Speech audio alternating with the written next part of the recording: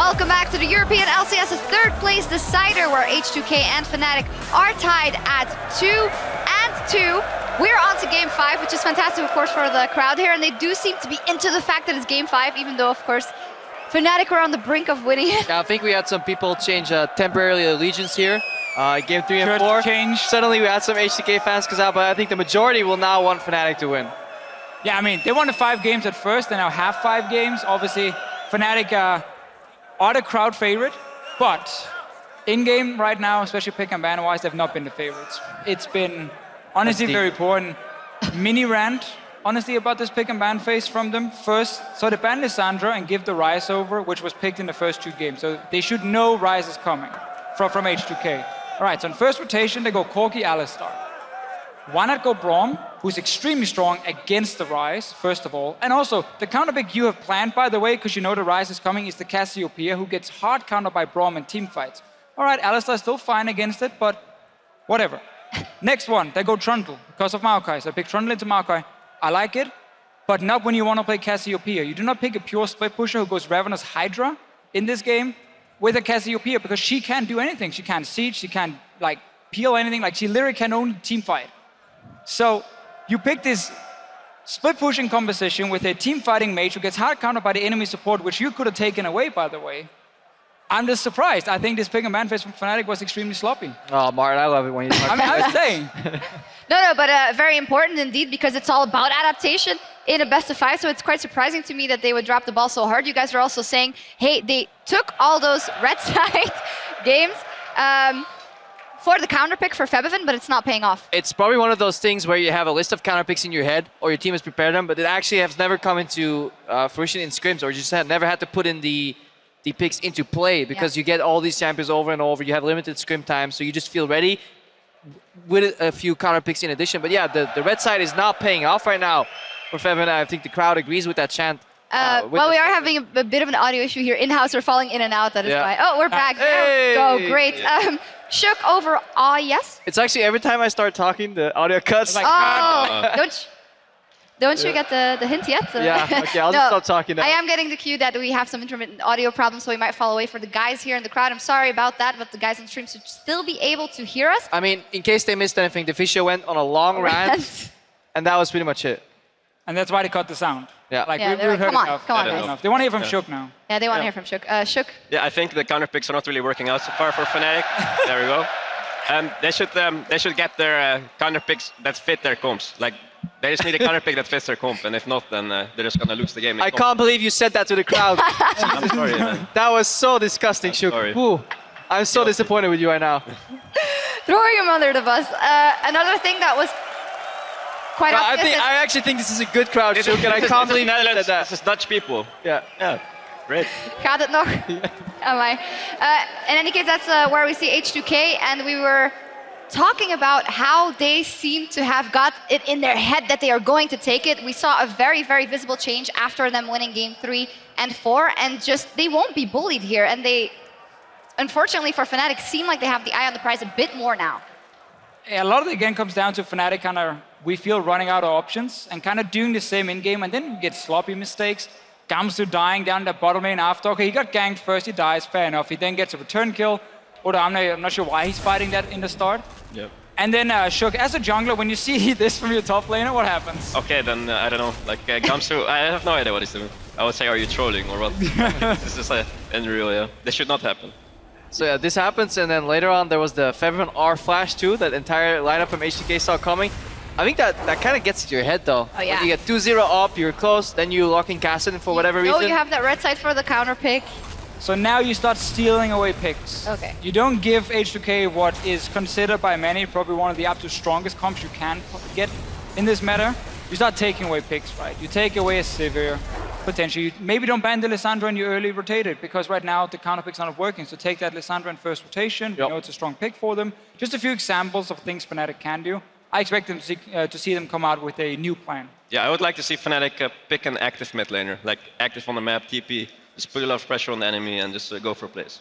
Yeah, we'll see if that happens on the side of H2K though. It seems that with a couple of games practice now, with their eye on the ball, they've gotten the full package together now. They've gotten the draft right, they've gotten the early game relatively right, and they've gotten the team fights right. And a lot of that has to do with the fact that they don't make it difficult for themselves in those last drafts. Yeah, and Fnatic's also kind of helping them in certain scenarios, but just having disjointed drafts. Like individual matchups, that makes sense, but when you put it all together, then suddenly it doesn't work out anymore.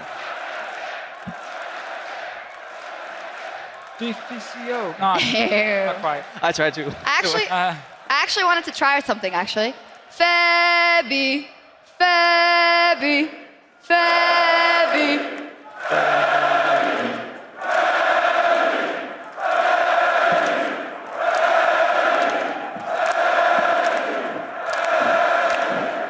You see a smile, we see it, Peppermint. I would have went with Fabianche, but next time, next time.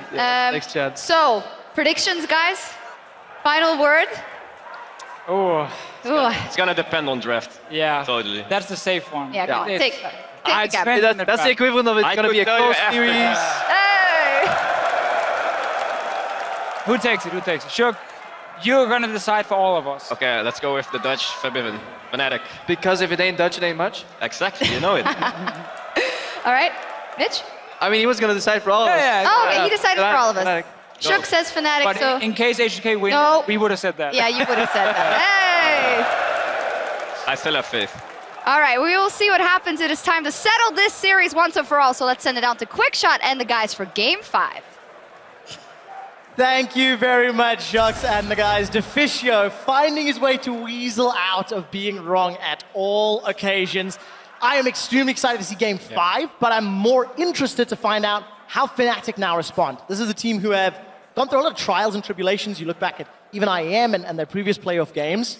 Fnatic, they've had their backs against the wall before. Yeah, it's really tough, and in this specific situation, getting reverse sweeps is a horrible thing to think about going onto stage, and Fnatic looked very somber walking up there, honestly.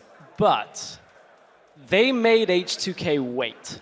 And you cannot underestimate the mind games that happens in this kind of thing. You hear it all the time. You just let them sit there, Stu, just a couple of minutes longer. H2K have a clear plan. They're like, let's go sit down. Fnatic are like, And the let's added make pressure the crowd chant. Yeah. of the Fnatic chance, of Yeah. the Bevivin chance, and that's all going to weigh on their minds. Just in the break, we had heard that Forgiven in his last 3 best-of-5 series has lost all of them Yep. going to Game 5. So this is a guy, a player who has had his back up against the wall so many times, and every single time has just fallen short at the final hurdle. His Sivir worked wonders in the previous game. You expect to see it again? I expect to at least see it in maybe the bans column. Okay. It's potential. One of the teams is going to prioritize it. I don't think we're going back to game 1 or 2, but you mentioned about Forgiven in best of 5s. Well, we came in today saying, well, Forgiven's never won a best of series. We also came in saying that H2K have consecutively placed 3rd place. We are still having intermittent audio issues. I'm sorry, guys, here in-house. Stream, you can still hear us. For this, I mean, the script is going to get torn up. Either H2K way, yeah. get 4th, Hey, or listen, it got Forgiven torn wins up the last week. series. It got torn up last week. True, okay? true. We're shredding it now. Yes, we're shredding it here in Europe. We'll see how that works out. But like, you know, if you were in the heads of these teams, Pulse, H2K, Fnatic, where would you be looking to make changes?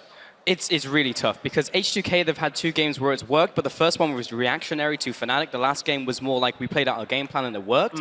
And do we have anything more in the tank? Because they were adamant that their first composition was what they needed to do to clear out the series. We just made a mistake, ran it second time, wait, it still doesn't work. Yeah, it still doesn't work, but then, you know, they finally maybe start piecing things together. It's like, oh, maybe it's not what we're doing. Maybe it's we're letting Fnatic have too much freedom. The Echo gets banned away. Suddenly, Cly gets some freedom on other champions and doesn't look quite so strong, which is weird And considering Azir they as were well. banning it away. And the same thing as well, Zed, Echo, Azir is the 3 champions H2K have banned in the 2 previous games.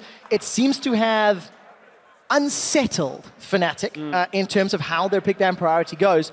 Just as an update as well, there is actually a keyboard-related issue that we're busy looking at right now. Once we get that resolved, we'll be jumping into picks and bans. Fnatic, though, they've made some changes. So game 3, Nidalee, Lucian, Ryze. Lucian's not made it through.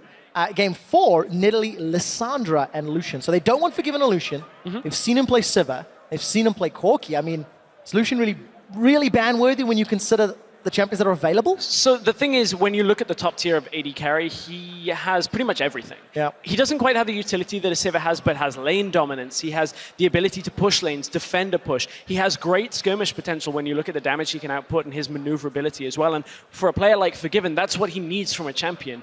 It's very rare that we see him play utility, even though he started picking up Sivir and Kalista. That's only been in recent times. Well, it's based on the style that Fnatic wants to play in this game. It's like, do we want to try an out-mechanic Forgiven, or do we want to try and force him onto utility? It's just the decision that they have to make here, but they will be banning at least one of them away for certain. Zed Echo banned away from H2K. Once again, reminder, H2K being on the blue side for this entire series, prioritizing the blue side, while Fnatic prioritizing red. Nidalee and Lissandra, first two banned from Fnatic. Let's find out if the next ones are the same. It would be a Lucian if we were going to go by Game 4 standards. Zia was picked as a last pick for Fnatic in games 1 and 2, and it worked. It will not be available, so no changes for H2K. And Defisio was talking a little bit about letting the Lissandra through. Lucian has been banned. I still think we're going to see first pick Kindred here. I actually disagree with Defisio on letting the Lissandra through. I think it was too good at allowing H2K to play a fast and loose game that it would force Fnatic to first rotate the Lissandra. And that's a situation where you've given away a lot of your pacing in the pick and ban phase, and unless you can get such a favorable top matchup that it can win you the game, then it's a big risk in pick and bans if you don't over-prioritize it. And is not picking Maokai or Sivir or Kindred a big risk this game? If the trend is to be believed, it'll be Kindred first pick. Now is where the steals come in. This is what the analyst desk was alluding to. Yeah. Take some picks away from your opponent that are also powerful, and it's not the ones we were expecting. But the problem is there are still other picks available here. We have not seen Poppy prioritized in this draft at all this series, but she is still there as a top-tier top laner. And Fnatic have gone all in on saying, okay, Odo, what have you got? What have you got for us top lane? And with the Trundle being picked up as well, Civ is still on the table for Forgiven if he wants it, but it depends what type of composition they want to build here. And now H2K kind of discussing this one. I mean, it's definitely taken away one of those picks that Odo has played in this entire series, but what's for certain is they pick up the first Kindred once again. Where does the cookie crumble? 15 seconds left on the clock. Again, serious faces for H2K. It's got to be Braum here. Vander can take away the Braum. You can either go Braum or Alistair. What do H2K want to go with it? I mean, the Trundle has been locked in as the support here, but you don't want to show too much more unless you're that confident in the Rise. Wow. It can be a flex. I'm not expecting it to be. I'm expecting it to be mid for Ryu here. Hide the top lane for H2K. Hide the support for now. Fnatic, what are they going to bring out? They're looking at jungle. Graves has been the pick this entire series. Yeah, I mean, that's been like, what, their second rotation every single game? Graves, Ezreal now coming out. Yeah, 100% correct, young Padawan. Graves has been picked second rotation for Fnatic every game. Fantastic. Apart from that game with the first rotation Ezreal. So, yeah, waiting on those last two pickups from H2K. Braum would be fine. I mean, at this point, Fnatic are in such a familiar position. They have an Ezreal locked in. Now, how scaling is that mid lane pick? Into Rise, where do you go? Do you go early game, put Febiven on something that is all or nothing to win this game? Or do you bank on scaling once again? Try and play something like the Kassadin and play a more passive game. It's so tough because H2K have shown in the last two games they can play early, they can dive, and they can do it coordinated. So if Fnatic go for that risk, it's going to be a challenge. With 3 seconds left on the clock, the champions that will get locked in for H2K include Poppy and Braum. No real surprises. But the Kassadin game, keep in mind, was the game with the Lissandra in, with the fast comp that wanted to fight very quickly. In this situation, H2K, yes, they have decent fight potential. They have the Braum, they have Poppy, they have Corki, these tools that are okay earlier into the game, looking at fights, but it is not the same setup as an Alistair, a Lissandra, that kind of setup. And I mean, there's no spell shield this time for Febi's Cassio, but I think that's a riskier pick than perhaps they need to go for. Yeah, but what are the other options here? Because Azir's been taken off the table, there's no Zed, and then if you're really looking for an outplay champion who can literally just 1v5 the game and make that star outplay which wins the game, Cassiopeia would be the pick, but we just had an entire game of Fnatic not being able to make that work. Really? Ooh. It's not locked in yet. It's not locked in yet. I don't like to talk about hovers until it is locked in. And with 2 seconds left on the clock, A collective song as Fnatic bank on the lane, neutralizer Orianna, and they're going for late. Yeah, they're going to later in the game, but look at what they have though. Maokai, Orianna, Graves. If that combo hits, you win the game in a later game team fight. But man, the collective just sigh, the deflation. We have 3 playmakers. It was like Ori. But no, Ori can make those big plays late game as well, especially with Maokai into the mix. But Fnatic are basically making the statement that we're going to go late, and we're going to make better decisions than you, H2K, and we're going to out-team fight you. That is the first Orianna on the LCS stage all year long for Febivin. And we need to see how well he's going to perform with this champion. The Wombo combo, if you get a good ball delivery system with that Graves or that Maokai, it can be game-changing. But I think it's going to be challenging into Braum, into Poppy, into Rise. It's hard. It's really hard. But from H2K's perspective as well, I mean, it's harder to get into those fights. They don't have the instant point-and-click CC. There's no Lissandra, there's no Maokai now. For the last time of the spring split, Prolly and Daylor have shaken hands. That is it for them. It is in their players' hands now. Their fate rests with the teams. It really does, and we'll find out where the momentum lies. This is for 50 championship points, for 3rd place in the spring split. And once this game concludes, North America will take off with Team Liquid versus Immortal. So hello to anyone in NA, in Mandalay Bay that's busy watching. But now, it's Europe's turn. It's Game 5, and it's H2K taking on Fnatic. And for the final time today, make sure you hit us up on Twitter, hashtag H2K win, hashtag FNC win. See where your heart lies. I think I already know the answer. I know where the audience heart lies in this one. In the heart of the cards, Febivin and Ryu set themselves up in the mid lane. Crowd seems a little torn between you and NA from what I can hear. Regardless of that fact, no deep wards, all right? No vision being placed by either squad. Fnatic have been the ones that I feel have initiated those deep pushes more than H2K throughout the series. And we'll find out whether or not we're gonna have lane swap. And to revisit the very first set of games from today, the very first game where we were talking about Fnatic will benefit in the lane swap, H2K should benefit in standard lanes for the 2 versus 2.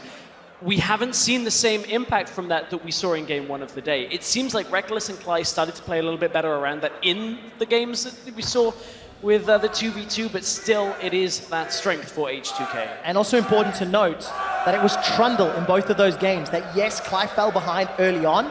However, as the match played on, he had pretty good pillar placements, applied pressure multiple times, and successfully ganked Ryu in that middle lane, back-to-back games. I also like this play. When you have Maokai in the side lane, it means that you can set up the saplings preemptively. It used to be 120, which when you place them down, then you can do it earlier. Now that those have been buffed up.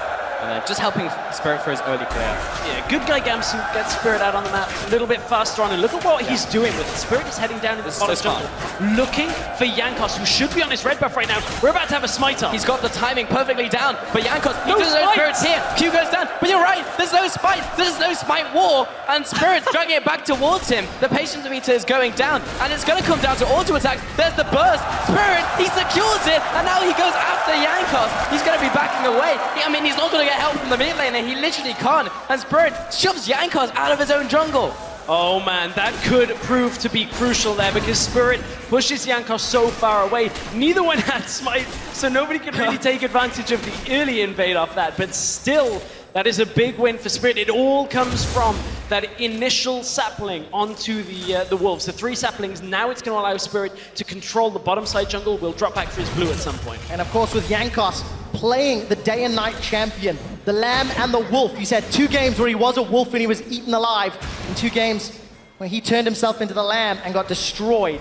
Which one will it be today? Already under pressure from Spirit and Fnatic.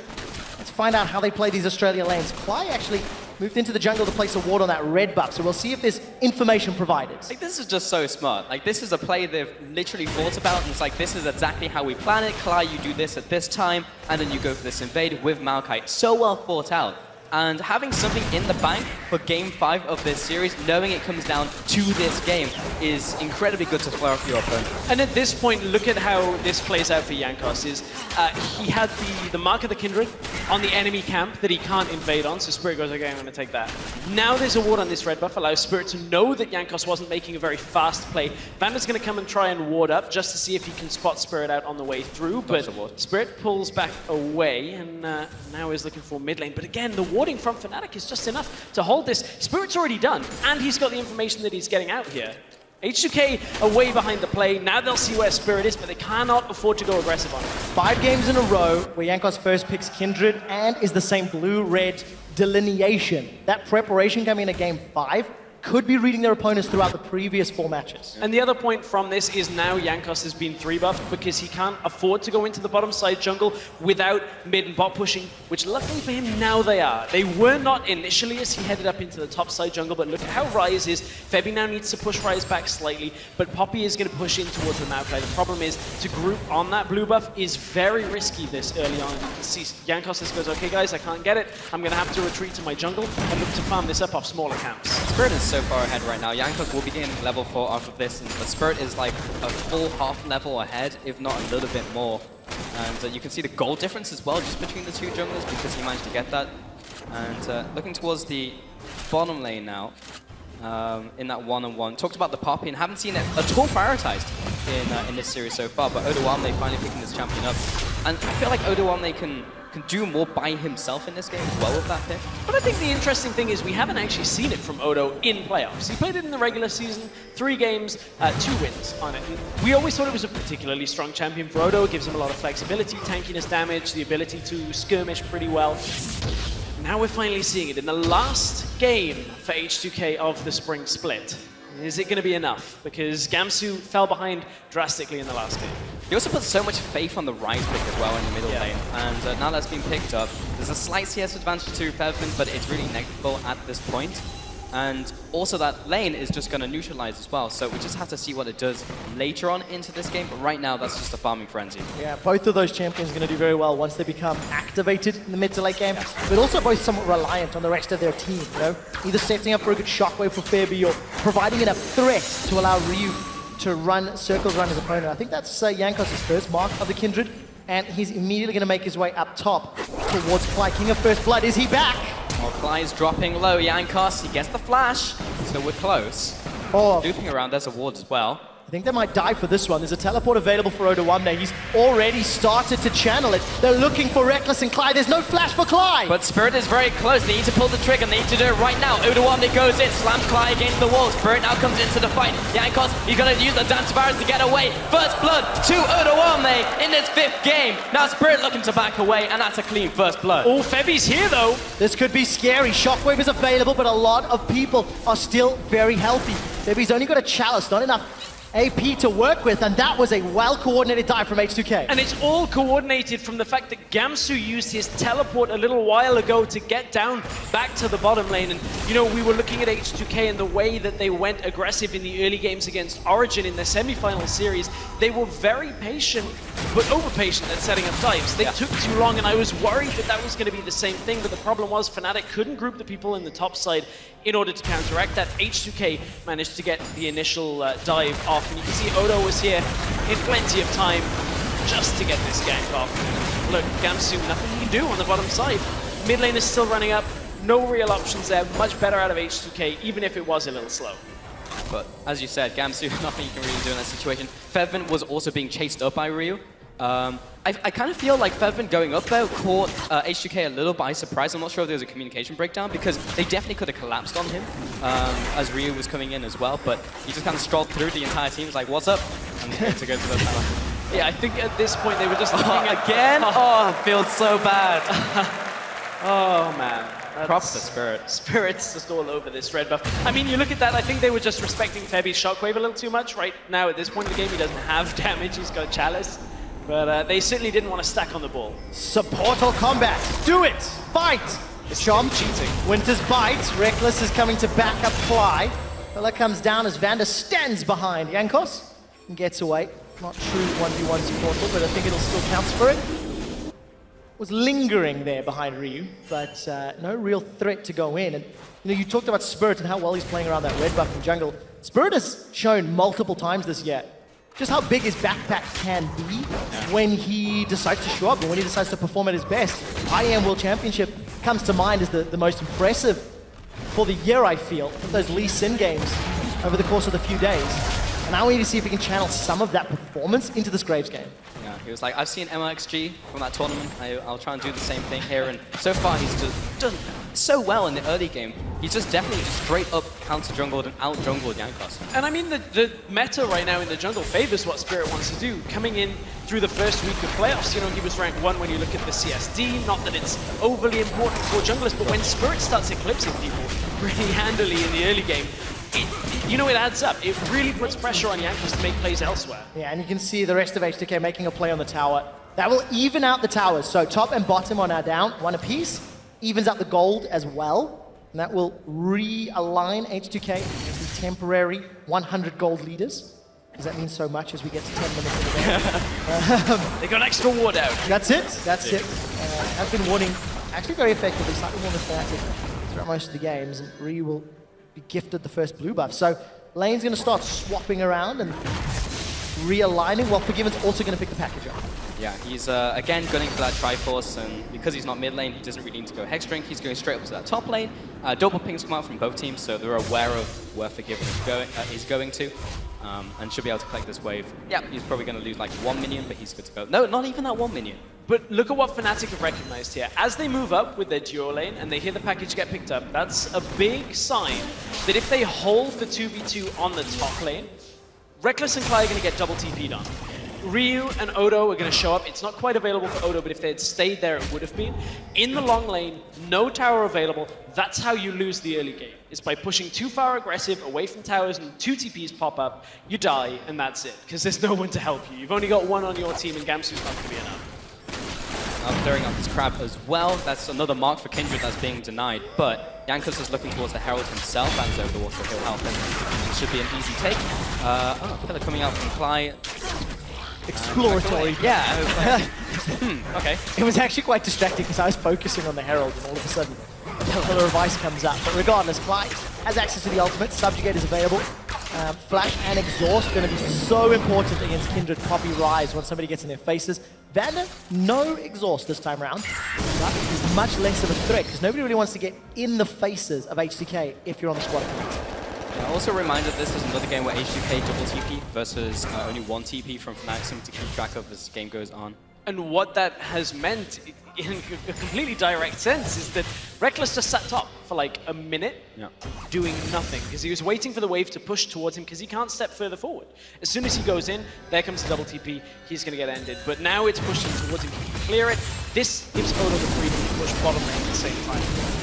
Ryu just pushing out the mid lane real quick with desperate power, and should be good to go. Odoame in the bottom lane as well, and there's 1-on-1. How are the junglers doing? Jankos, haven't really seen much from him at the moment. Only 6 stacks on the Devourer so far, only 1 stack on his passive. Yeah, not as effective as he's been throughout some of the games. But you're taking stock of all these different items. Gamsu's got such a good CS advantage over Odo. This Cly will run away from Vander, but then the opposite is true when you look at Forgiven and Reckless. Yeah. Really big differences between the respective players. Ryu's looking for fair, but then the Shockwave comes out, but nothing really further comes from that. And again, I'm just getting a bit too excited. It's game 5 with that 3rd place title on the line. You're looking at a Ryzen and Orianna at 12 minutes in. Yeah. Lots of damage, guys. Their like kill potential is like 50%. It's like you can't kill someone from like anything above that. But yeah, fighting over wards currently, and should be Clyde taking that one away. There you go. But they do know that the pink ward is there now. Just placing this defensive vision. Even from like games like this, you can see how the mentality of the team is from where the wards are being placed. Fnatic right now is just like, I'm going to place this pink ward down, and this will even give me vision and knowledge because we know that someone's going to be there at some point. Yeah, Fnatic have had to concede a lot of their own top side jungle here just because of how this matchup is played out. They obviously don't have top tower, so they lose a lot of the ability to play here. Spirit, careful. Jankos actually smites that one away, gets himself another passive stack, which I think will potentially be important as both these teams are still very even. It's only 13 minutes in. Yeah, only 13 minutes in, but look at this gap that is in the bottom lane.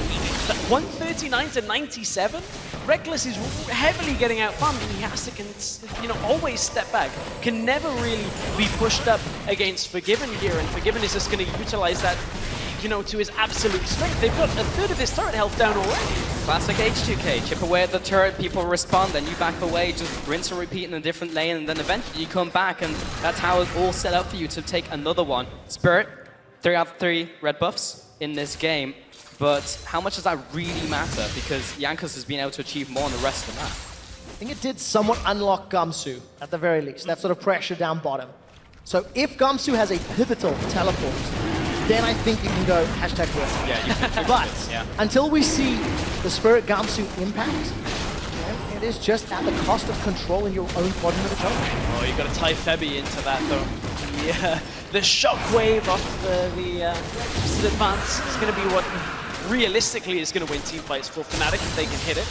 Dragon goes down, and you can see Fnatic. That's the first Dragon that they've taken first in a game here in this series. So, that was a lot of firsts. See if Fnatic will be the first to 3 wins in this best of 5. I mean, somebody has to be. Yeah. Right? There's a 50% chance of that. Just saying. So that was play-by-play level commentary there, Stress. I expect It was, I meant it sarcastically. throwing you under the bus. Well, gentlemen, we talked about that big CS difference between Reckless and Forgiven. Not only is Reckless on a slightly slow-scaling champion in terms of the item build, doing Cull as well, and his opponent, Forgiven, is completed that Trinity Force. So there is just such a staggering difference between what those two can do impacting the game. And, with this blue buff losing some patience, just delays reuse of Fury. Jankos and buffs in this game, man. Oh, it's not again? Oh, No, Dragons are Okay. All right. I freaked out for a second there. That actually, I thought it was dead, and I think they did too. Anyway, Vander going into the top lane, flying Reckless, they know he's there. But still pushing up, and this is the rinse and repeat play. They go back up to top lane, get a bit more damage there, and now Jankos is coming in, so they have the numbers advantage, and they should be able to get some more damage on this tower. The problem is Reckless can't ult here because Braum just puts his shield up, so there's no real way of clearing this wave of minions without Ori being here, and look, Fly steps up, gets cleared out. There's the minion wave down, but again, it's a third of the health gone. Every single time. And now that's so low, Forgiven's probably just trying to take pot shots at it with the Sheen proc as well, when the next minion wave comes in. And Fnatic don't have a way to instantly get out of that wave before it hits tower, because True Drop Raj not going to cut it against Braum. Ryu's already in the jungle, teleport's not available, so if anything were to happen, he was relatively close by. Tower will be knocked over uncontested by Fnatic, and they're starting to lose further ground in the top quadrant of the jungle. I like this though, they preemptively moved to mid lane to see if they could maybe siege against that tower, because Ryu was heading up, and maybe try and trade towers, even though it's inefficient, is better than nothing. But Ryu went back to the mid lane in time, and the top tower died too fast, so they couldn't even respond. Couldn't even respond at that point. Fnatic, is that going to be the tagline for these last 3 games? Couldn't even respond, because it has all been H2K. So happy you mentioned that, because for anybody that has potentially just joined us in Game 5, Fnatic were given all the time in the world to respond in Games 1 and 2, because H2K were not aggressive. Yeah. Because H2K played very passive. Then they made a play, it was the wrong one, and Fnatic were victorious. We'll expand on that thought in a sec. Spirit's found Ryu. He turns the corner and does not want to find a rise behind it. Tries to jump over the wall, collateral damage. Luckily, Devin is there in time to save him, and Ryu will be backing off. At this point, though, he is still fairly squishy when it comes to a trade against the Graves like that in enclosed areas. If you take that end of the line, you are going to get chunked through. And Ryu, as you said, knew that Febby was coming across, knew the shield, knew the potential for the turnaround was there for Fnatic, but they've managed to zone back Odo from this top side. Now Fnatic want to push top tower themselves. By clearing away this pink ward, and Odoamne, there's nothing you can do. He just has to back up here. But look at this, they're trading it for the bottom side as well. Fnatic are going to lose their tower down on the bottom side to Forgiven. In fact, that tower's already down. No, he did just get it. Okay. Yeah, he did. I got Just baited yourself. by my monitor. I turned around and was just like, missed the tower going down. It was secured by Forgiven, equaled out by Fnatic, still down in gold. And just to extend on that storyline, when H2K turned up the heat, when H2K applied pressure to Fnatic, they cracked. Games 3 and 4, and we'll find out if it's going to happen again. Yet another inner turret that H2K arrive at first and will go down nearly uncontested by Fnatic. I mean, that true shot barrage really didn't do anything. 2,000 gold ahead, H2K. Okay, so taking a look at some of the previous games in recap in this general series, I'm going to hold that thought for a second. Like, maybe finds Jankos, but I think he's good to go. Because H2K have had these games where they haven't been able to teamfight. That's been like a mainstay of one of their problems. Fnatic exploits that in the first 2 games. Then they started picking really good teamfighting champions, and they were able to fight back because Fnatic literally couldn't fight them. But now in Game 5, it's not as simple as just Maokai going in and starting a fight up. So that's something that Fnatic could exploit. But then on the other side, H2K have just been playing the H2K game and taking all of these towers. So there's so much back and forth that makes this literally go either way. Yeah, that is certainly the case. A couple of you might be wondering, like, hey, that true shot barrage didn't do too much in that bottom lane. So the interaction between Braum's shield is if the projectile even clips the corner of the shield, it will get destroyed. So that's why it looked like it kind of missed, but he actually caught it despite jumping to the side. So again, it's such an easy tool for Vander to just go, nope, nope, not gonna let you wave clear up on this. Yeah, definitely the case, and it worked out in favor of H2K. Approaching 20 minutes, 1 kill to 0, 4 towers to 2. And despite the fact that Fnatic have a dragon, it is H2K that are in the lead and dictating the game. Now, in the first 2, or the very first game, when H2K pulled off that double teleport, that's what turned it around for Fnatic. A good team fight, and they've got champions that want to really be involved in team fights. So let's see how H2K played out. 20 seconds to Dragon, 5 seconds to Baron's available. It's a bit early for that one, but it is around the next 5 to 10 that we're going to see these teams focus. But you got to look at Fnatic's comp is, yes, they can team fight very well, but once their team fighting tools are down, once the shockwave is down, the collateral damage is down, H2K have a lot more consistent damage with this Rise, with this Corki, so it certainly depends on how the beginning of the fight goes. Also, you got to key into the fact there is a Kindred here, so even if that wombo combo lands, if it doesn't kill Jankos, he's going to keep everybody else alive. Yep. What doesn't kill Jankos will make him stronger, but not quite, he's not Olaf. Jankos going for Dragon now, and this will be the first one of the game.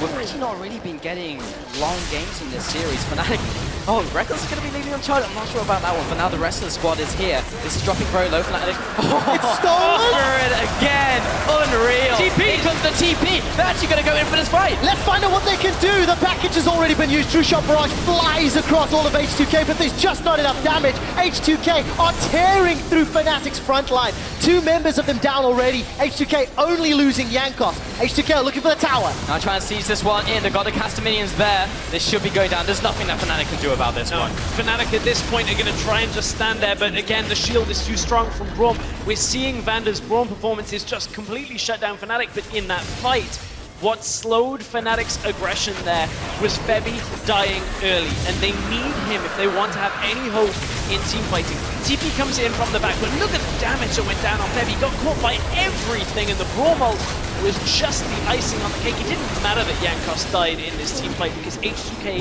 have enough to keep going forward and continue to take out Fnatic. Really good, clear communication in terms of the targeting.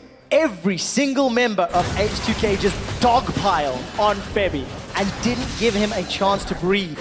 That was something that H2K could not do throughout most of the series. They extend that lead to now 3,000 gold. It was also really impressive because they all collapsed the instant Oda they came in with that TP. It's like, heroic charge is everything. And if they can repeat that, they'll be in really good shape, because if a good shockwave gets off by Featherman and the dream happens with their wombo combo, then H2K could really suffer in these fights, but so far they've had really nice setups. Well, I mean, Fnatic are banking everything on these shockwaves going off because Febby, as his second item, has gone the rabbit, so just give me AP, guys. Just, I need to win these fights. I don't care about staying alive. Just give me the shockwave. Give me what I need to be able to do to shield, to use that dissonance, the damage, everything that he wants, that extra AP, rather than keeping himself alive. Yeah, the strength of that shield in conjunction with the strength of the armor and MR for True Grit for Graves, plus the damage reduction from Maokai. There's actually a lot of hidden tankiness that will come from the Fnatic squad, even disregarding the Trundle Subjugate. So let's find out if they can get those extended fights.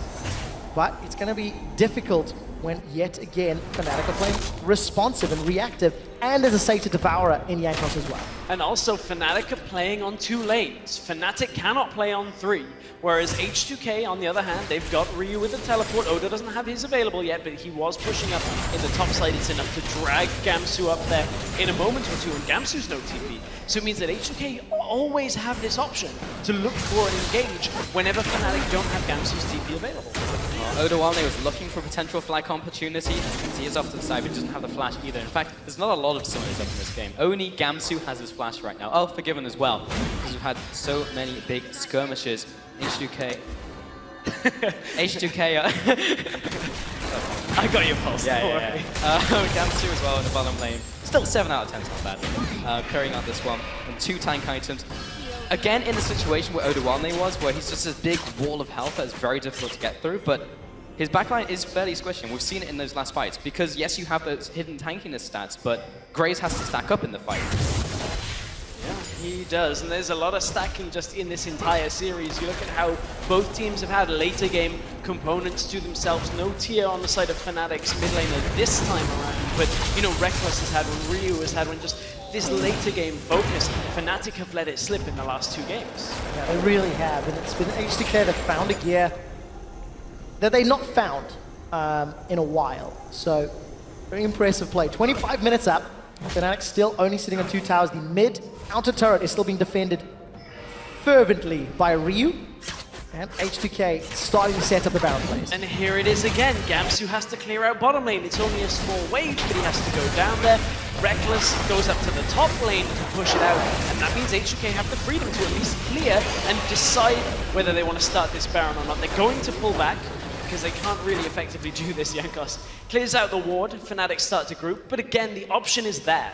But is Spirit inside Jankos' head now? Because there's been so many smite battles in this game, all we've really seen in the entire series, and Spirit's generally been getting the better of them. I think one went the way of Jankos, one stack of Raptors, and everything else gone the way of Fnatic. Even that Dragon, the little wild man. It's always the carry, so we try and clear out that thing for it, because you might aggro Baron. It's going to turn on the side. Yeah. A lot of damage onto Clyde by Ryu. Getting through that mana pool, but it really matters because Ryu is still defending that tower. 25 minutes in. And this arms race just continues to grow. More tanks for the Tonks up top, more damage for your AD carries, and I think very important for Reckless. He's got that frozen fist. He's working towards a Blade of the Rune King as well. Yeah, he is. I'm interested though in Cly's performance in this game, because last game really Gamsu and Cly were the weak points for Fnatic. And in this game, Gamsu is yet to die.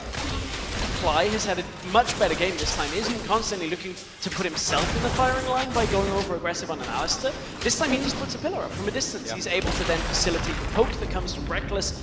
And Fnatic possibly could, look to take some kind of skirmish, but the problem is they're behind. And H2K are trying to compound this advantage they've got from having 5 towers up. They have a good lead in this game to just constantly tear Fnatic around the map until at some point H2K go for the Baron, and then it's on that smite wall.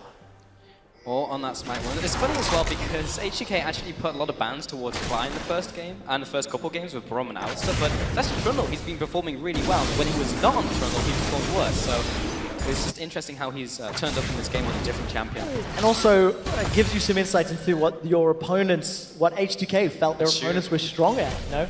It tells you ban 2 make Cly uncomfortable, and Fnatic going, well, we're expecting that, so that's why they practice the Trundle. Spirit takes a big chunk of damage here from Forgiven and Vander. Nothing really comes of it. Dragon is live. The last time there was a fight and it was stolen by Fnatic. There's no one around from Fnatic to challenge this time out. The tension is building, but it's not going to be the catalyst, or at least this Dragon isn't going to be the catalyst for a fight right here. Because Fnatic, there's no real chance of H2K getting 5 Dragons in this one, so they can just let one go. Or they could also find Cly as well, as he's just trying to ward. So they get the flash, which is big.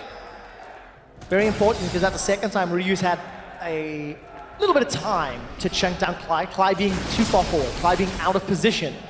And Ryu a little early on starting to turn their attention to Spirit. That's a flash away. Spirit's used the collateral damage, and he's flashed over the wall. It was flash for flash, but no ultimate for Spirit either. Now H2K all back away back into the mid lane. Everyone goes back to what they were doing. just trying to find these small picks, but that's one that's going to open up now. But what this means is if Spirit has to contend to smite down in a smite war, it is a one-way trip for him now. He does not have his flash available to come back out of the pit, so if H2K are in a situation where they start the Baron and have full control over it, Spirit is giving his life regardless of what happens. So has to keep that in mind. Jankos will be fine. He has that mobility with the Q if he's in that aggressive position on the Baron. And you can just feel the importance of this game. It's game 5. 3 and 4 was so dramatic. There was loads of skirmishes all game long. These champions have barely touched one of us for the last 10 minutes because so much rests on one team fight, one big objective, or more importantly, one mistake. Hey, we've seen a game end in 25 minutes, and now we're already past that point. So yeah, one single team fight could just end it, and these teams are rightfully cautious because we're in the 5th game, all comes down to this. There's no safety net anymore for Fnatic, and that's the way they were playing, I feel, in game 3 and 4. They were like, well, we just need to win one, and even if they win, we're still not out of it, but they are gonna lose the series if they lose this one, so you can just feel it, actually. Yeah, there is a lot of tension in here. A couple of members of Fnatic support trying to just build throughout the crowd here. I hope you're picking that up on the mics, but it is fairly subdued compared to how games 1 and 2 was. H2K though, they want to start this Baron off. This is what we were talking about. Potentially the Smite fight to take full control of this. No, it's too Look, Odo was down bottom. He has teleport available. There was no vision on Gamsu, and he was running towards the fountain, trying to get those home guard buffs. He's got a lot of tankiness in that Maokai. The front line for Fnatic is strong, but they have to get rid of Ryu, Forgiven, or Jankos quickly to win a team fight. Shockwave is bounced away from.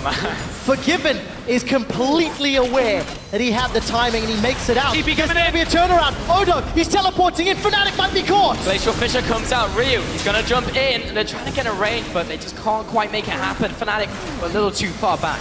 Oh. Far too far back, and Fnatic just, you know, looking for a counter engage, but they haven't got that shockwave. I think they were taking the break a little too early as that sombrero came out on the shockwave, but Cly now forced to back away. Is this an H2K teleport from games 1 and 2? This is what we will find out. Ryu has access to his TP, Gamsu does as well. They're locked down. Spirit pinned against the wall. Odo's got 4 members of Fnatic in front of him. The Glacial Fish has already been used, and Fnatic are trying to peel away. Jankos is in from the side. Collateral damage and the re-engage. But Gamsu's gone in. Ryu, he's jumping low. They've got the kill! Ryu is down! Fnatic are looking for more. They turn their attention onto Odo Omni as the Blade of the Rune King comes out. That's slowing Odo. One more Mystic shot. It's a kill. Reckless has taken him down. Gamsu is so beefy. Lambda Spike will buy time, and it throws Jankos to the borders. Featherman picks up the kill, and H2K get aced. 5-0. Look at the death timers. 40 seconds, and they're pushing in. This is a repeat of game 2. Fnatic are looking for the inhibitor, and the crowd has exploded here in Rotterdam. Back to the game from Fnatic, and they are taking this inhibitor. They really are. There's 30 seconds left. Is this Fnatic are looking for the Nexus. They're onto a Nexus turret. The crowd is on their feet and losing it. No way is this happening. The Nexus turrets are going down, and Fnatic, as they take down this Nexus, they are in sole possession of 3rd place. 50 points on the road to World. Fnatic, congratulations.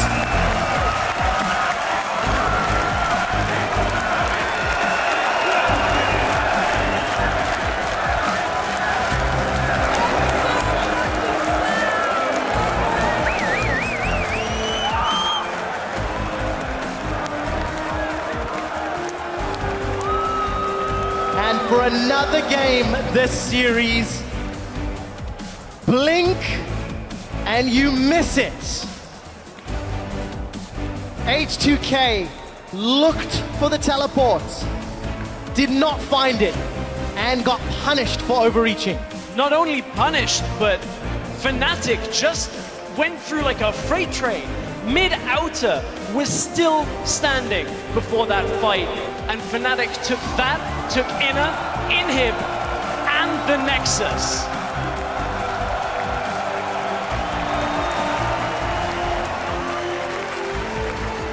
The faces on Fnatic ecstatic, and rightfully so. What a way to end that series. In honestly true Fnatic fashion. upsetting H2K at the final hurdle. Tough. And you know it was a call to go forward that cost the game. But the man on your screen right now, Fabi, smiling ears to ear in front of his countrymen, in front of his hometown crowds. Gotta feel good.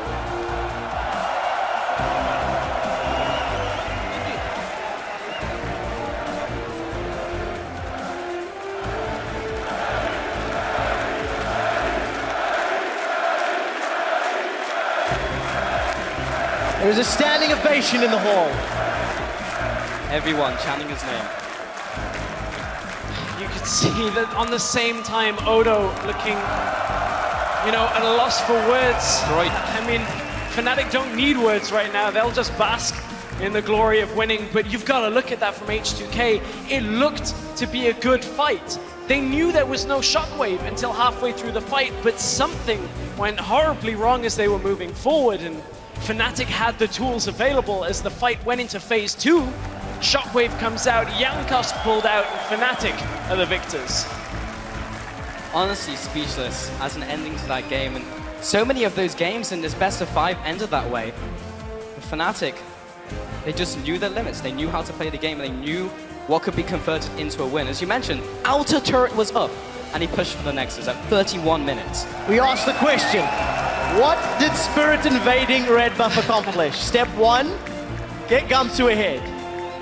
Step 32, let Gamsu tank a team fight and then win you the game. They knew, they had the game plan, and as we are in the round, Fnatic will be taking a bow to everyone who has supported them here today. Impressive showing. Daylor's got to feel happy, sitting on the sidelines, watching his team do good. Yeah, I mean, there's a lot of, you know, doing the lap, victory lap of bowing, but for Fnatic, you know, 50 points in the bag. It's a good start on the road to Worlds, and they've shown a lot of growth over the playoffs. Certainly, you know, nobody really had them pinned against Vitality to come through. They take out Vitality and showed us good games against G2. And from here, games 1 and 2 looking very strong. And a good team fight at the end of game 5 there for Fnatic is enough to secure them 3rd place. It's so important to note that Fnatic as a team are a group of players who show up in best of series and in playoffs. That is something that is integral when you look at World Championships, because you have to be able to perform under pressure. And as a team, from day 1 of this year, they have said, our target is Worlds, our target is summer. They have never once said, we're going to win spring, we're going to be we're building, we're developing. And that's something that they have continued to say and work on all year long. It's been built in a different way from the Hunian Reignover era for sure, but they look like a good team now. Yeah. And this playoff has really shown that to me, and I think a lot of people. There are still questions, though. Their drafts have been suspect at times, giving a little too much away, and then you have to think in that game, Fnatic will breathe a sigh of relief that team fight ended up in their favor, because they were playing you know, kind of a risky game again, playing double scalers, looking for a fight that would turn it around, and they, you know, for H2K, they got caught out at the right time of the game, and just enough for Fnatic to blow that open. I have to jump in there and play a little bit of devil's advocate. Fnatic were a good enough team to catch the throw that was given to them multiple times. H2K was dictating the tempo, was in control of the game, was in control of the map countless times across the series. But they were unable to use that control to really command the game. And when they took that one step too far, Fnatic punished them. And that's the thing, is that step too far was a little too far into the game, because, I mean, we all know that once you win a team fight past 30 minutes, there is so much that can go wrong for your team. You lose so much. And for H2K, I don't think I've ever seen a team lose that much off a 32-minute team fight. That's kind of insane. Like, just freight train right through mid. It was crazy. I don't think I've seen a game end in that way before, really. But Fnatic as well, all the way they were playing this game, 31 minutes of basically just sitting back, farming, finding some picks where they could. And most of those kills came from that final fight. It was, what, 3-1 before we got to that fight, and they just picked up 5 and 1. Yes. So Fnatic, they were still on the ball. I was like, did they just lose it? Because, I mean, the way they were looking at the game is they weren't actively looking to make those plays. And then as soon as they had it, snap decision, and they just won the game. Managed to work out for them. Just to give you guys an update, we are busy setting up with an interview on stage. Once that's ready to go, we will head down to Pyrotechnics to talk to, of course, your third place team for Europe. But for the time being, we're going to keep talking about the series and what this Yeah. means in the big picture. I mean, I'm guessing who it's going to be with, Trev. I'm Any not sure. points for I don't know, but I think with that one, let's find out who Pyrotechnics is going to talk to here in Rotterdam. Thank you very much, Quick Shot, and congratulations to Fnatic. A massive victory. Febivin, I want to start with you because that game pretty much had everything. It was absolutely insane. But after this whole split, so many challenges, so many uphill climbs, how do you look back at what you just accomplished and how do you think of it?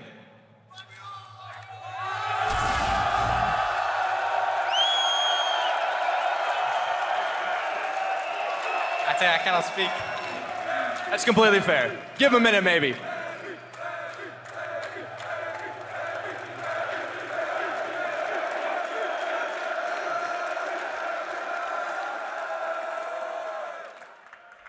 This split is a whole new experience for me, a new team, and we have grown so much as a team during the split, and I think it really showed off today. We managed to beat H2K, which are a really strong team, and yeah, I think we played pretty versatile in these matches. Like, I played a lot of different champions, so did my team, and it was just a good series from us. It absolutely was, and I almost am at a loss for words in how you guys managed to pull it off after the first 2 games and then coming back after losing 2 in a row. Spirit, going over to you, you have grown so much on this team, and I want to ask you about your time on Fnatic and how you have changed as a player.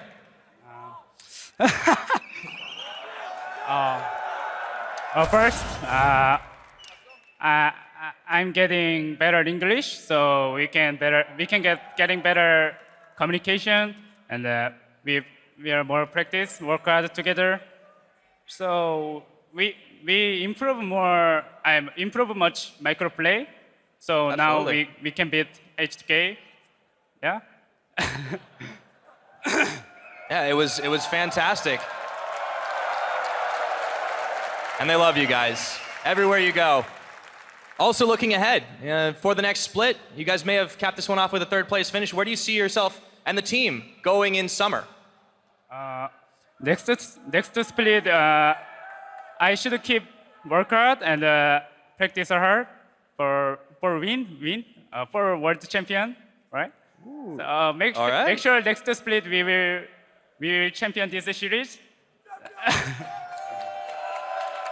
Also, I need more studying English now, really best. Sorry. Oh, it's pretty fantastic. Yeah. All right, well, thank you very, very much. I want to go back to you, Febivin, because you're here, you're at home, your whole family's here to support you, man. Do you want to say anything to them? Ja, ik ga het in het Nederlands doen.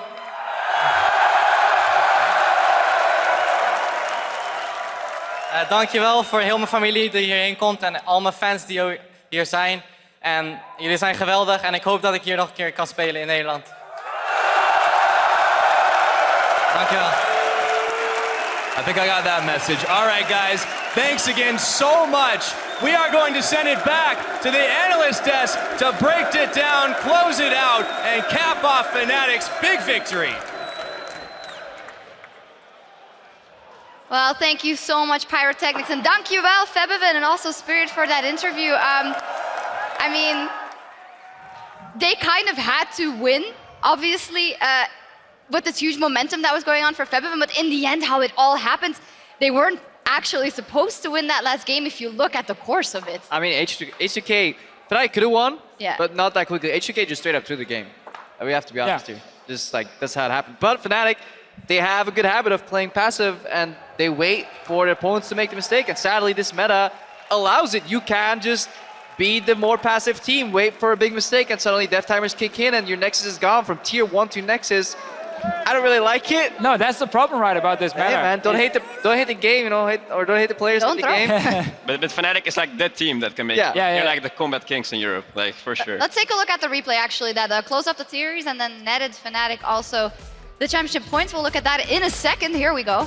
Yeah, obviously, I mean, Engage in itself is not terrible. It's not great. I mean, either where's from your jungler? H2K.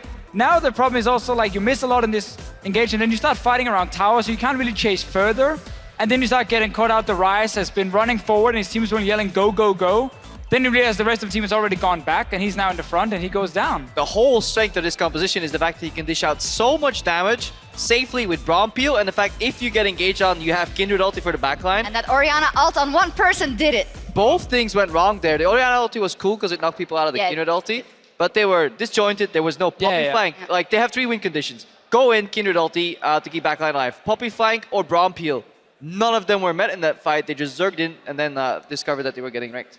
Yeah, and another thing you guys wanted to highlight, you mentioned Spirit actually at the beginning of the series, and this time around he absolutely put a lot of pressure on Jankos. Those are the words that I'm going to use. We have a couple of replays of him stealing the red buff over and over and over. Shook, if you're a jungler, what does that do to you when you see in a game 5 of a best of 5 series, the enemy jungler apparently do a wolf start into a red invade? I mean, I like Spirit as a person, but as a player, I hate him so much. Like, this guy cheeses so much. And like, he's really good at cheesing. Like, he just knows where the enemy is. He's good at predicting where the enemy jungler is. So as you can see here, he's just gonna steal the red buff. Like, you get into the enemy jungler's head, like, you're gonna get so annoyed if you're Jankos here, and it might just snowball a game from there. And that point, I only have this from limited experience in playing some dynamic queue with him and just watching him play. Spirit seems to be very aware at all points in the game where the enemy jungler likely is, and maybe that kind of helps Fnatic play this somewhat passive style where they seem to avoid getting punished most of the time. When you have good awareness of the enemy jungler, surely there is more to it, but it does seem that that's one of Spirit's strengths overall. Where we see Pieter Diepstraten as well. He saw Fabian winning another game. Must be fantastic. The Fabi crew. The Fabi crew, they go everywhere. I mean, the crowd got everything right. Yeah. 2-0 first to get them hyped. Then we got to go 5 games, so 2 wins for H2K. The last one looked really bad, and then as we talked about that turnaround from one bad team fight, obviously shouldn't really cost you a game, just losing one fight at 31 minutes, but that's how the meta is right now. And yeah, make that mistake, game can be over. Yeah, we also have to crown an MVP, and in today's fight for 3rd place, the hometown hero stepped up in a big way. We had to give it to Febiven. 11 kills, 20 assists for a 76% kill participation in 5 games. He is our series MVP. Yeah, and this is mostly based for me on the first 2 games that he played, where I think he had a lot of pressure in the matches, some really good solid openings that allowed Fnatic to get the first bloods. It's obviously a long time ago right now. Later in the series, he was targeted a bit more. But this was one of those series where not a single player, for me, stood out extremely hard. I think it was very, very difficult for either team, honestly, to pick an MVP. And if we look at this, it might seem a little bit cheesy that Fibrin gets it, but honestly, his performance was great, and almost everything Fnatic did in terms of pick and ban was built around Fibrin in some way. So obviously, he was the man who had basically all the responsibility when it comes to beta carry. And last game, he didn't really have to do a whole lot. Shockwave on 1 man in the end, but having a pushing lane was enough to make Fnatic hold off. Yeah, I agree. Like in the first 2 games, he did the Azir ults perfectly on Ryu and exposed Ryu a bit. And here he just came out of the 0-2. Like he lost 2 games in a row and he made a comeback. And yeah, must feel great for him. Made it happen. As you can see there, we will be moving over to Las Vegas pretty soon for those Immortals versus Team Liquid bout. But first, we got to round up the series here, and with their win, Fnatic have secured the 50 championship points that come with a 3rd place finish, putting them that much closer to the World Championship. Let's look forward to the Summer Split and what these teams have to do. 30 points is actually the same amount that H2K had going into the Summer Split last year around. What are your final thoughts? Yeah, I mean, that's what we have to remember. H2K had 120 points, and they got the 2nd seed in Europe, went to Worlds, obviously, with it, and they started, as you said, by winning this match right here. And then the next split, they did exactly the same. So if Fnatic are not able to make it into the final, they still have a very, very good chance now of making Worlds. Vitality, obviously, on 10 points, and Unicorns on 10 points are a fairly large step behind Fnatic right now. There's also no team like Origin to come into that equation and kind of stir things up, because they weren't there in Spring Split. They just came in summer and actually had a really high ranking points-wise that kind of shook things up. Right now, 30 may not be enough, I feel, to really get the points berth. I mean, you got to make the final now. Yeah, you got to make the final for sure, or just like try and qualify there. If not, it will be the gauntlet. Yeah. I just think next split is going to be great, full of competition. Like every team is want to go to Worlds, so I'm looking forward to it. Who's making it to Worlds? Yeah. Vitality. Oh, Vitality.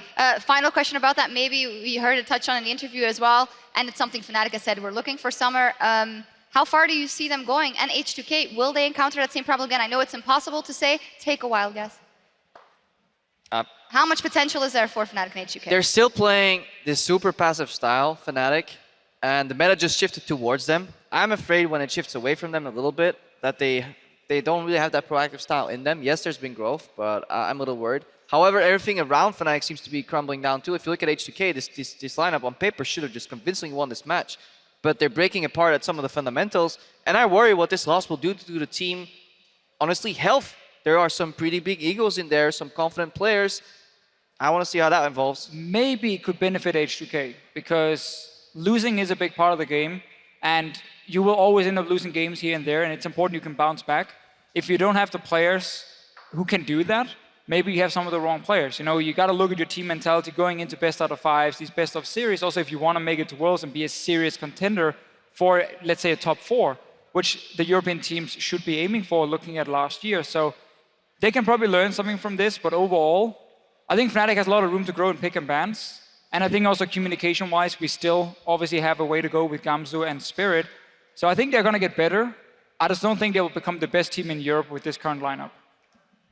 I agree with the Viso statement. I think Fnatic can improve, yes, sure, but I don't think they're going to be #1 next split. I think that's either going to be like H2K, us, or Origin even. Like, they're looking super good, and I'm excited for tomorrow, actually. Yeah, definitely. We'll touch on that matchup in just a bit. We do want to touch in with you guys, because you've been tweeting heavily all day, because we invited you to #AskTheDesk. And at DunkTK wants to know, who is the best jungler in Europe? For me, it has to be Trick right now. Like, he works super well with perks, like he gets the vision down, he knows how to play aggressive, and standout player, yeah, for me, yeah. Any other opinions? Or 100% agree. All agree. Also. After playoffs, Jankos, it has to be Trick. All right, well, we'll see how everything of that evolves, and we got to touch on tomorrow as well, as they get set up over there in North America for their third place match. Here in Europe, there's only one score left to settle in the 2016 Spring Split. Tomorrow's finals between G2 Esports and Origin for the European LCS Championships. That is the first seed versus the fourth seed, and one of those teams was maybe expected to come into these finals all the way at the beginning of the split. They didn't perform in the split, and then G2 steamrolled everyone. It was a surprise for me as well, actually. Yeah. Like, I expected them to be an underdog, and yeah, they surprised me for sure, and I'm looking forward to the matchup. I think Briggs is a really good player, Trick is a really good player, and I think G2 is a favorite. Yeah, they just bring a lot of pressure from mid lane jungle combination that they can spill over in different lanes. And I think they will perform well in like this best of 5 environment too. They seem to really not be too shaken up, and they seem to really function as a team despite like coming into the split. I thought like Perks, you know, maybe a bit overrated, maybe a bit of an ego, and It's hard to say, right? I was proven super. Nah, I think he's proven already that he's Oh yeah, up there. but coming into the split, it was hard to say, like, is Perks going to go from challenger and just become probably the best mid laner in Europe? No one would have predicted that, because like, you always got to remember with predictions, you need to be able to have a reason behind it. And coming into the split, if you said, oh, G2 is going to make the final, yeah, and people ask you why, and you can be like, Perks is going to be the best mid laner in Europe. You're like, it's not really a prediction. Someone said that somewhere. You can't really base it on that. Like, there needs to be some sort of proof behind it. That's one of those things where you make 10 tweets with all the mid laners, Exactly, and and you then delete one of them will be the right one. You're like, hey, look at me, retweeted. But G2 obviously play a fantastic split. I think right now they're riding so high in confidence, and the meta fits them so well. They understand which champions to play. Youngbuck clearly also knows how this team wants to play. So going into the pick and ban phase, in some way I feel it's their game to lose, because they've been so good all split long now. So the pressure is on them. Origin has just been a weird story of a team we expected to win in the start and then just slowly sneak in. The main reason I want G2 to win is because I don't think you should ever be allowed to have a split like Origin and then still make first place, because I felt that would be almost insulting to the European What region. about TSM? They might do the same. Yeah, you can just coaster on la-di-da, put Reginald in, win the NALCS, and then same for Origin, put in Expected a couple of games for a confidence boost, and suddenly they win. They're almost ready over there in North America. Shook, you some final thoughts about that tomorrow's big matchup here? I think Gamers 2 is going to take it. Like, they deserve it, I think. Like, they just performed super well the whole split long, and yeah. And also thinking ahead of the European representative, of course, for MSI, just to maybe touch on that really quickly. It would be cool to see maybe a totally different representative for you going to an international tournament and see what they can do. Might be healthy as well, but we know that OG, when they're good, they can be really good. Amazing said in an interview recently, just yesterday, I think, we are now at 80% of our strength that we were at Worlds. That actually would be pretty daunting. What do you think? That's bold. I'm not sure. I mean, 80%, yeah. It's a tough call. They are playing a lot better right now. Obviously, last year at Worlds, everything just clicked for the team, also with the way they were playing it. G2 going to MSI, I think they would try hard more probably and actually learn more from it. They're very, very hungry to keep improving. But obviously, the best team will go. I do have to cut you off because we are almost ready to move over to NA. And our coverage live from the Ahoy Rotterdam starts tomorrow at 5 p.m. here again in the Netherlands. That is 8 a.m. Pacific. And after we crown a champion here in Europe, it's also North America's turn with Counter Logic Gaming and Team Solo Mid fighting for the top spot over in Las Vegas. You already said it might be TSM. I think they're going to win. All right. Chuck? TSM. I invoked the fifth. I don't know. Okay, we will see what happens. And speaking of North America, it is time to check in for their third place match between Immortals and Team Liquid. Thank you so much for joining us, Shook. I hope you had some fun. You're welcome. It was fun. Yeah. Great country here. That pretty much is. Well, be sure to join us tomorrow for the 2016 Spring Finals. We will see you then. Doei. Doei. Ciao. Armed and ready for this third place deciding match between H2K and Fnatic. The chase is coming in from Fnatic, throws in the soldiers, and first blood to Fnatic! Kindred ult. Nice. Kindred. Nice. I'm moving. Nice. We can end the game. We can end the game. And Fnatic find the first win, and it's best of 5. Gonna chase after. Spirit has the ultimate. He's gonna knock him into the rest of the team. Ryu's just gonna go down. Virgins could stop three! Yes! 2,000 health left. Yakos goes to the line. They get it! Get it. Spirit with the steal. And in 25 minutes, destroy H2K! It brings me to tears, hearing the support from the family, from parents. I was looking at Fabian's parents. I mean, I was just looking at the reaction because the video was over. They seemed happy about it, at least. Every solo kill is gonna be the crowd going mental, you know? Imagine I got pentakill. We can kill Brown, we can... Okay, go, someone else, flash on someone. Spirit no flash, flash. Yes, we can kill him. I still have ult. Take down. Maybe we can take Inhib to that, no? And H2K will not go down without a fight. We can go. Trundle. Okay, Casio wants to flash. Go. Yeah, we can fight now. Casio, I go Casio. Keep going. Can we flash on someone? Casio. Can we go? I will base. And ahoy Rotterdam! We're going to game 5!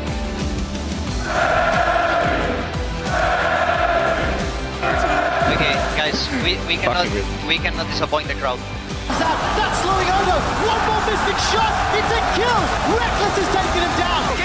Nice! Go! Kindred, Corki. Nice!